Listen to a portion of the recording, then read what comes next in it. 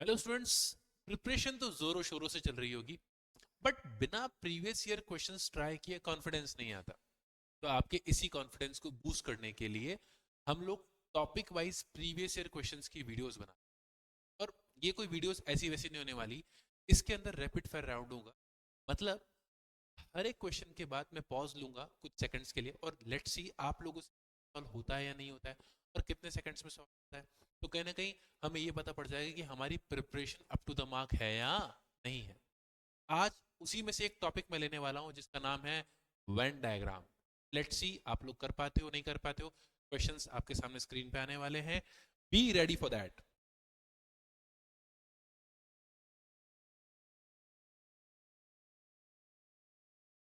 Yes.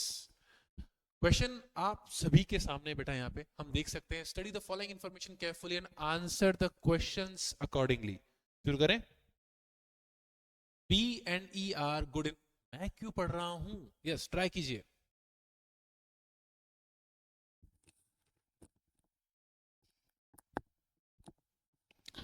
आप लोग यहाँ पे वीडियो पॉज करके क्वेश्चन ट्राई कर सकते हैं। देखें आप लोग को आता है कि नहीं आता है। और मैं क्वेश्चन यहाँ ट्राई करा रहा हूँ। क्वेश्चन नंबर बी, जैसे बोला गया, B and E are good in dramatics and computer science. A and B are good in computer science and physics. A, D and C are good in physics and history. C and A are good in physics and mathematics. D and E are good in history and dramatics. Sir आपने कहा था Venn diagram का question है। बेटा language में घुमाया पर है वेन डायग्राम का ही। हमें सिर्फ क्वेश्चन को समझना है, और ऐसे क्वेश्चंस को बेस्ट करने का तरीका होता है ऑप्शंस के थ्रू करना। Who is good in physics, history and dramatics. अब प्रैक्टिकली सोच के देखते हैं। सबसे पहले ए की बात करते हैं। किसकी बात करते हैं हम लोग? ए की बात करते हैं। ए फिजिक्स में अच्छा है कि सर अगर मैं ए की बात करता हूँ, ए का जिक्र यहाँ पे हुआ था, यहाँ पे हुआ था, यहाँ पे हुआ था। मैं देख पा रहा हूँ सर फिजिक्स का ऑप्शन बिल्कुल है, और साथ ही साथ हिस्ट्री का भी ऑप्शन है। लेकिन अगर मैं बात करता हूँ ड्रामेटिक्स की, तो कहीं पे भी ड्रामेटिक्स वर्ड नहीं है। इसका मतलब ए ऑप्शन तो क्या हो जाएगा? गलत हो जाएगा। अगर हम आगे बात करते हैं नेक्स्ट पे, बी की। बी के केस में क्या क्या बोला गया सर? हिस्ट्री, और जैसे ड्रामेटिक्स वर्ड बी में आ चुका है, और साथ साथ बी के साथ क्या क्या है सर? फिजिक्स भी है। ओके, फिजिक्स भी आ चुका है, फिजिक्स आ चुका है, ड्रामेटिक्स आ चुका है, बची क्या? हिस्ट्री। लेकिन बी के साथ कभी भी हिस्ट्री का कमेंट नहीं आया बेसिकली, तो ये ऑप्शन भी क्या हो जाएगा? गलत। चलते हैं डी के लिए।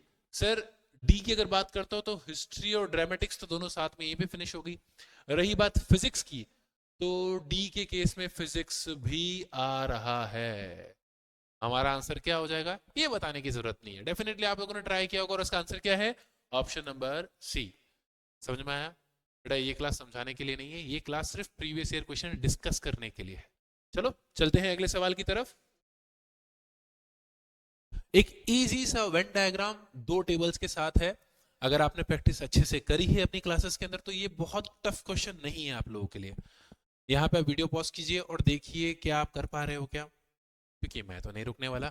चलो चलते हैं क्वेश्चंस की तरफ फटाफट से। सबसे पहला, हॉस्पिटल, नर्स एंड पेशेंट। देखो, पेशेंट हो या नर्स हो, दोनों ही हॉस्पिटल के अंदर होते हैं, तो इसका मतलब इसका आंसर होना चाहिए सी। तो ए के अंदर तो थर्ड वाला ऑप्शन होना चाहिए। तो पहला ऑप्शन तो हमारा क्या हो चुका है? एलिमिनेट हो चुका है। अगले पे चलते हैं सर।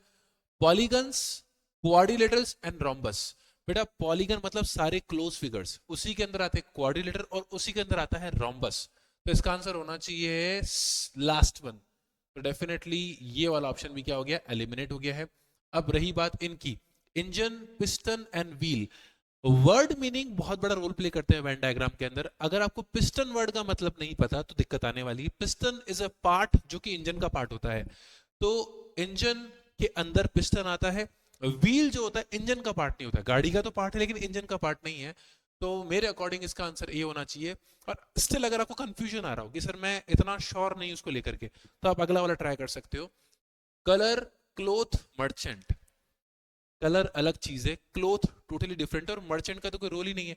तो इसका आंसर क्या होना चाहिए था? फ्री। तो डी का जो अपना, सॉरी, सेकंड वाला होना चाहिए था। इसका मतलब ऑप्शन नंबर कौन सा ऑप्शन हो जाएगा? सी वाला ऑप्शन हो जाएगा। क्वेश्चन इजी है लेकिन एरर्स हो सकती है, इसीलिए तो प्रैक्टिस कर रहे हैं। पीवाईक्यूज का पर्पस बड़ा सीधा सा है, आपको कॉन्फिडेंस प्रोवाइड करना। जितने क्वेश्चंस ट्राई करते जाओगे उतना कॉन्फिडेंस आता जाएगा, और यहीं पे हम लोग रुकने नहीं वाले। ऐसे वेन डायग्राम के सारे क्वेश्चंस ट्राई करेंगे, साथ ही साथ ऐसे और भी टॉपिक्स हम लोग फ्यूचर में लेंगे, जैसे ब्लड रिलेशन हो गया, साइलेजिज्म हो गया। सर आपने क्वेश्चन बोला तो सही, पर ये कौन से एग्जाम में है? बेटा ये जिपमेट 2025 में। Yes boss, last year JIPMAT 2025 में एग्जाम में क्वेश्चन आ चुका है। चलते हैं अगले क्वेश्चन की तरफ। अरे बड़ा सुंदर सा क्वेश्चन आप सभी के लिए, आसान है लेकिन गलती के चांसेस हैं। लेट्स सी कितने लोग कर पाते हैं और कितने सेकंड्स में कर पाते हैं। In the following figure circle represents businessman, circle का पर्पस बिजनेसमैन है, स्क्वायर रिप्रेजेंट्स डांसर्स और triangle represents musician, rectangle represents Indians. ऐसे क्वेश्चंस में पहले आपको डायरेक्ट क्वेश्चन के ऊपर आना चाहिए ताकि आप बैकवर्ड जाकर के क्वेश्चन फास्ट कर सको। जैसे यहाँ पे पूछा गया है who among the following neither dancer nor musician, ना डांसर होना चाहिए ना ही म्यूजिशियन। डांसर वर्ड आया था यहाँ पे सर अपना, ये रहा डांसर, मतलब स्क्वायर वाला पार्ट तो भूल जाओ, और साथ ही साथ म्यूजिशियन भी नहीं, मतलब ट्राइंगल तो भूल ही जाओ आप। तो यहाँ तो 10 होगा या 11। उसके अंदर इसने क्या बोला, but businessman and not Indian, Indian के लिए बोला गया था हमारा रेक्टेंगल, मतलब ये नहीं होना चाहिए। तो आंसर क्या हो जाएगा 10। Option number D is the correct answer. अगर आप ढंग से रीड कर पा रहे हो तो बड़ी दिक्कत नहीं आएगी, क्योंकि इन क्वेश्चंस का पर्पस ही है कि क्या आप वेन डायग्राम रीड कर सकते हो या नहीं कर सकते। करें आगे बात, चलो ये भी क्लियर हो चुका है। अगले क्वेश्चन की तरफ, सॉरी, वापस सेम टाइप का क्वेश्चन आया है दोस्तों। जिपमेट में फ्रीक्वेंटली सेम टाइप का क्वेश्चन आ रहे हैं, तो अगर आपने इस पे कमांड अच्छी कर ली तो मुझे नहीं लगता आपको एग्जाम में बहुत दिक्कत आने वाली है। करो करो, दिमाग लगाओ। क्या कहा था मैंने, डायरेक्ट किस पे आना है, क्वेश्चन पे आना है। Which of the following represents uneducated womens who have a government job as well as government job as well as job in private sector. तो पर्सन्स इन गवर्नमेंट जॉब, चलो ये वाली बात आ गई। और क्या बोला है, अनएजुकेटेड वुमेन्स, ये क्या है, एजुकेटेड है। ये क्या है, एजुकेटेड, मतलब आप इस वाले पार्ट को तो ले ही नहीं सकते, क्योंकि आपने मुझे क्या बोला, अनएजुकेटेड। साथ ही साथ क्या बोला, वुमन होनी चाहिए। वुमन होनी चाहिए तो मतलब मेरा आंसर या तो 1 होगा या 4 होगा या फिर क्या होगा 9 होगा, इसके अलावा तो बाहर जा नहीं सकता मैं। उसके साथ साथ who have a government job, अब गवर्नमेंट जॉब है तो डेफिनेटली 1 वाली की तो गवर्नमेंट जॉब है नहीं, ये ऑप्शन पे एलिमिनेट हो गया। 4 and 9 as well as private job, private job show करता है नीचे वाला हिस्सा, मतलब 9 जो है वुमन है, ऊपर से एजुकेटेड नहीं है, उसके साथ साथ गवर्नमेंट जॉब के अंदर भी है, उसके साथ साथ प्राइवेट जॉब के अंदर भी है। तो मेरा आंसर क्या हो जाएगा, option number A is the correct answer. Clear है क्या, अरे समझ में आ रहा है क्या? इस तरह के क्वेश्चंस फ्रीक्वेंटली आने वाले हैं। चलते हैं अगले क्वेश्चन की तरफ दोस्तों। यस, चलो आगे बात करते हैं, फटाफट से कीजिए, ट्राई कीजिए फटाफट से। सर ये तो इजी सा क्वेश्चन लग रहा है मुझे, कुछ नहीं करना है इसके अंदर। Relationship deer lion and animals. Sir deer अलग होता है और लॉयन अलग होता है, बट दोनों किसके अंदर आते हैं, एनिमल कैटेगरी के अंदर आते हैं। बिना सोचे समझे आप आराम से इजीली ए ऑप्शन टिक कर सकते थे। बड़ा ही फुद्दू सा सवाल पूछा एग्जाम के अंदर। देखो जिपमेट लगातार हर साल अपना एक पैटर्न शो कर रहा है और हर साल इस वाले पैटर्न पे एक एम्फेसिस पे कर रहा है। तो आपके ये जो 1-2 मार्क्स के क्वेश्चन है ये तो बड़े फुद्दू से हैं, ये आप सेकंड्स में सॉल्व कर सकते हो। क्या पूछा है यहाँ पे, tall man black heard person Indians. अब इसका ज्यादातर लोग सोचते सर इंडियंस के अंदर ही सारे आएंगे, ऐसा जरूरी नहीं है। ब्लैक हेयर्ड पर्सन इंडियन हो भी सकते हैं, इंडियन नहीं हो ऐसा भी पॉसिबल है। वो टॉल हो भी सकते हैं और नहीं भी हो सकते हैं। तो तीनों में कुछ ना कुछ पॉसिबिलिटीज हो भी सकती है और नहीं भी हो सकती है। उसको बेस्ट पिक करता है हमारा last option, option number D. मुझे ऐसा लगता है अगर आप इन क्वेश्चंस की प्रैक्टिस एटलीस्ट 40 से 50 क्वेश्चन की करो तो आपको इस चैप्टर में कहीं भी कोई दिक्कत नहीं आने वाली। और अगर आपके पास इससे रिलेटेड क्वेश्चंस नहीं है, कोई दिक्कत नहीं है, आप एक काम कीजिए, इस नंबर पे आप हाई लिख करके भेजिए और मैं आपको इसकी प्रॉपर शीट प्रोवाइड कर दूंगा, ताकि कहीं ना कहीं आपके अंदर में कॉन्फिडेंस आ जाएगी कि हाँ मैं ये क्वेश्चंस कर सकता हूँ। ठीक है, चलो आगे बात करते हैं। इतना बड़ा सा डायग्राम दे दिया सर, हो पाएगा नहीं हो पाएगा, खुद से सवाल है, फटाफट से कर सकते हैं। क्या बोल रखा है सर यहाँ पे, आपने डिफरेंट सब्जेक्ट्स बता रखे हैं और बच्चों ने ऑप्ट कर रखे हैं। Which subject was taken by the largest number of students, ज्यादातर बच्चों ने कौन सा सब्जेक्ट लिया है। अर्थात सर ये जो 4 सर्कल है, जैसे एक ज्योग्राफी का है, एक साइंस का है, एक अपने मैथमेटिक्स का है और एक हिस्ट्री का है, कौन से सर्कल की सबसे ज्यादा वैल्यू है, मतलब कौन से सर्कल के अंदर जो नंबर्स लिखे हैं उनको टोटल मारू तो सबसे बड़ी वैल्यू है। अब इसको चेक करने का बेस्ट तरीका मैं आपको बताता हूँ। जैसे अगर मैं इंडिविजुअल की बात करूँ तो यहाँ पे है 19, यहाँ पे है 9, यहाँ पे है 16 और यहाँ पे है 9। तो डेफिनेटली यहाँ पे कौन खेल गया? साइंस खेल गया। अगर कॉमन की बात करता हूँ, यहाँ पे है 15 और 16, यहाँ पे 15 और 14 और यहाँ पे 15 और 12। सबसे बड़ा वर्ड कौन सा है? 15 और 16, यहाँ पे भी साइंस खेल गया। अगर मैं इसकी बात करता हूँ, यहाँ पे 13 है, यहाँ पे 13 है, सॉरी यहाँ पे 13 है, और इवन बीच वाले जो नंबर्स है ये भी सबसे बड़े आ रहे हैं। तो पूरे डायग्राम के अंदर जो सबसे बड़े डिजिट्स हैं वो मैं कहाँ देख पा रहा हूँ? साइंस के अंदर। साइंस वाले सर्कल के अंदर सबसे ज्यादा सबसे बड़े डिजिट्स देखे जा सकते हैं। तो मुझे पूरे की टोटल मारने की कोई जरूरत नहीं है, साफ साफ दिख रहा है science is the correct answer. इसे भी पता है टोटल मारने में समय लगेगा, लेकिन लॉजिकली अगर आप डायग्राम को ढंग से देखोगे, ढंग से ऑब्जर्व करोगे, तो आपका आंसर आ जाएगा। और वेन डायग्राम का पर्पस इतना ही है। चलो आगे बात करते हैं, अगले सवाल पे चलते हैं फटाफट से क्लास। तो बिना टाइम वेस्ट किए हम लोग 8 क्वेश्चन तक आ चुके हैं। आप प्रैक्टिकली सोचो, इतने कम समय में अपन ने इतने सारे क्वेश्चन सॉल्व कर लिए। अगर एग्जाम में आप भी सही क्वेश्चंस का सिलेक्शन कर पाओ तो इजी वाले क्वेश्चन सेकंड्स में हो सकते हैं आपसे। Which of the following Venn diagrams given below correctly represents the students who learn law and music? ठीक है, म्यूजिक एंड डांस, ठीक है, लॉ एंड डांस, ठीक है, and law music and dance. अगर आपने एक चीज नोटिस करी हो, तीन ही वर्ड्स है, लॉ म्यूजिक डांस, जिसके अंदर आपने लॉ और म्यूजिक में कॉमन निकाल लिया, म्यूजिक डांस में कॉमन निकाल लिया, डांस और लॉ में कॉमन निकाल लिया, और तीनों में भी कुछ कॉमन निकाल लिया। इसका डिपिक्ट जो बेस्ट डायग्राम हो सकता है वो यही हो सकता है, law music dance. Law and music है, लॉ एंड डांस है, तीनों में कुछ ना कुछ कॉमन है, सब कुछ आ रहा है। इसका मतलब आंसर क्या हो जाएगा? Option number, sorry, option number A is the perfect answer. ज्यादा सोचने वाली बात थी नहीं, इसके अंदर क्वेश्चन इजीली किया जा सकता था। अगला सवाल आप सभी के लिए, क्वेश्चन नंबर 9। थोड़ा सा समय लीजिए, वीडियो को पॉज कीजिए और क्वेश्चन को ट्राई कीजिए, क्या आपसे होता है या नहीं, please class. Okay, I guess आप लोगों ने ट्राई किया होगा।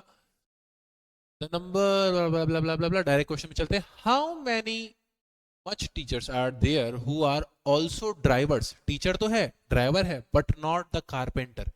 सर टीचर तो है और उसके साथ साथ क्या है? ड्राइवर भी है। तो टीचर और ड्राइवर के बीच में जो कॉमन हिस्सा है ना बेटा, वो ये वाला है। लेकिन इसने क्या बोल दिया? But not carpenter. But sir carpenter वाला हिस्सा नहीं चाहिए, तो बचा क्या? That is 41। ये वो हिस्सा है जो टीचर के अंदर भी आता है, ड्राइवर के अंदर भी आता है, बट कारपेंटर के अंदर नहीं आता है। तो answer will be option number C. I guess आप सभी का सही गया होगा। अगला सवाल, यस, ये सैंपल पेपर में आ चुका है बेटा। जो लास्ट क्वेश्चन में डिस्कस किया था बेटा, हाँ, वो भी सैंपल पेपर का ही था। हाउ मैनी, मैंने क्या कहा? क्वेश्चन पे नहीं, मतलब डायग्राम पे नहीं, पहले क्वेश्चन पे फोकस करना है। कीजिए, ट्राई कीजिए एक बार आप लोग। चलो शुरू करते हैं। How many pilots are also engineers? तो यहाँ पे पायलट्स है और यहाँ पे इंजीनियर्स है। मेरे ख्याल से आप में से ज्यादा लोगों को लग रहा होगा कि सर आंसर क्या होगा? 33 होगा। 33 रिप्रेजेंट, ये 33 कौन है? पायलट्स भी है और इंजीनियर भी है, जो कि ऑप्शन में अवेलेबल भी है। बट मेरा सवाल है, क्या इसने कभी भी ऐसा कहा? ऐसे कितने लोग हैं जो सिर्फ पायलट और इंजीनियर हैं और कुछ नहीं होने चाहिए? क्योंकि आपने कहा पायलट्स ऑल्सो इंजीनियर्स, मतलब पायलट और इंजीनियर का जो सर्कल है उसका कॉमन हिस्सा, तो इन दोनों का कॉमन हिस्सा तो ये पूरा है सर। ये जो हिस्सा मैंने शेड किया है, ये सारे के सारे लोग इंजीनियर्स भी हैं और साथ ही साथ पायलट्स भी हैं। बट सर वो लोग तो डांसर्स भी है, मैंने डांसर्स की तो बात ही नहीं करी। आप ये मान के चलो, जब तक आपसे किसी बात का जिक्र ना किया जाए तब तक मान के चलो वो डायग्राम है ही नहीं, उसको ब्लर ही कर दो।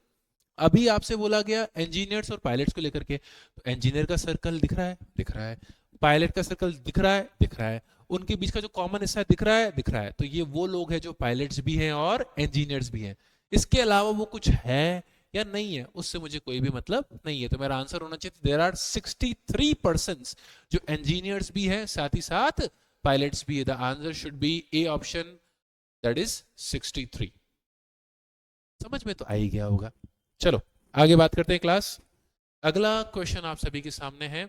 आई guess this is the last question ना, देयर इज वन मोर।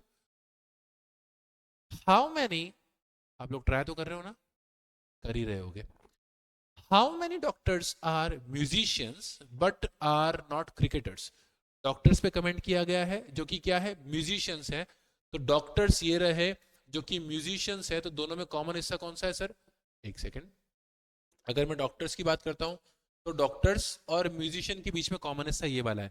लेकिन आपने साफ साफ बोला है बट आर नॉट क्रिकेटर, उनको क्रिकेटर नहीं चाहिए, मतलब ये जो हिस्सा क्रिकेटर में आ रहा है उसको नहीं चाहिए। तो आंसर क्या हो जाएगा? That is 56, option number B is the correct answer. But अगर यहीं पे ये बोलता how many musicians, sorry how many doctors who are musicians, how many doctors who are musicians, तो मेरा आंसर होता 56 प्लस 18, क्योंकि वो दोनों हिस्से कॉमन आ रहे हैं डॉक्टर और म्यूजिशियन के बीच में। बट इसने बहुत क्लियरली बोला है डॉक्टर होना चाहिए, साथ साथ म्यूजिशियन होना चाहिए, बट क्या नहीं होना चाहिए? क्रिकेटर नहीं होना चाहिए। चलो आगे बात करते हैं, अगला सवाल, how many students are studying maths as well as English but not Hindi? I guess same question अपन ने भी ट्राई किया, और ये सेम IIM बेंगलुरु के पेपर में 2024 के अंदर स्लॉट 1 में आ चुका है बेटा। मतलब IIM बेंगलुरु भी सेम कॉन्सेप्ट को फॉलो कर रहा है, सेम क्वेश्चंस को कॉपी कर रहा है। तो क्या बोला गया है sir? Maths as well as English, ये रहा मैथ्स और English but not Hindi, but not Hindi. तो मेरे ख्याल से आप इस स्पेसिफिक एरिया की बात कर रहे हो जो मैथ्स में भी है, इंग्लिश में भी है, बट हिंदी में नहीं है। The answer will be 5, option number D. And I guess आप सभी को ये कॉन्सेप्ट समझ में आया। इस क्लास का पर्पस क्या था ये मैंने शुरुआत में ही क्लियर कर दिया था, और क्या कहा था? It's a game of confidence, जितना ज्यादा प्रैक्टिस करोगे कॉन्फिडेंस आता जाएगा। तो हम सिर्फ इस टॉपिक तक सीमित नहीं रहेंगे, अगली वीडियो के अंदर एक नया टॉपिक होगा जिसके सारे PYQs, प्रीवियस ईयर क्वेश्चंस हम लोग डिस्कस करेंगे, चाहे वो IP मैट रोहतक में आया हो, इंदौर में आया हो, या फिर CUET में या जिपपेंट में, किसी भी UG प्रोग्राम के अंदर आया हो, तो आपकी प्रिपरेशन चलती रहेगी। ऑल द बेस्ट दोस्तों।